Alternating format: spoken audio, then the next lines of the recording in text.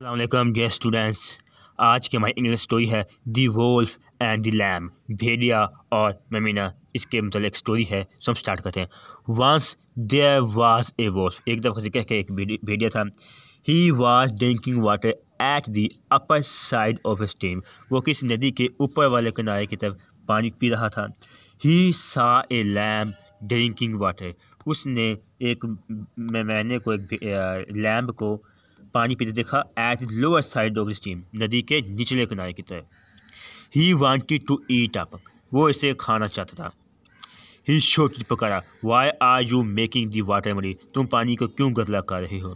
The lamb was much afraid, जो lamb था, जो मेमा था, वो बहुत ज़्यादा डर गया। एंड ही सेड, उसने कहा, sir how can I make the water muddy, मैं इस पानी को कैसे गंदा कर सकता हूँ। It is flowing from you to me, ये आपकी तरफ से मेरी तरफ बह रहा है, यानी आपसे मेरी तरफ पानी आ रहा है।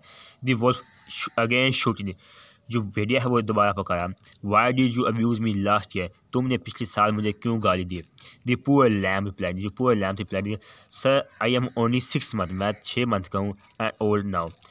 The wolf was much angry, भेड़िया बहुत ज़्यादा नाराज़ हो गया। ही अगेन शोटी, जो मज़ीद पकड़ा। Then it must have been your mother, ये तुम्हारी बिल्कुल यकीन तुम्हें माँ होगी। एंड ये कहा, this is jumpy to at the, ये कहते हो लैम्प पर जंप हो गया and they into pieces, जिसके टुकड़े टुकड़े उसको खा लिया। Moral and excuse is good enough for an evil doer, यानी बुरे आदमी के लिए जो किसी वो उसने खाम खा बहाने ही बनाने होते हैं।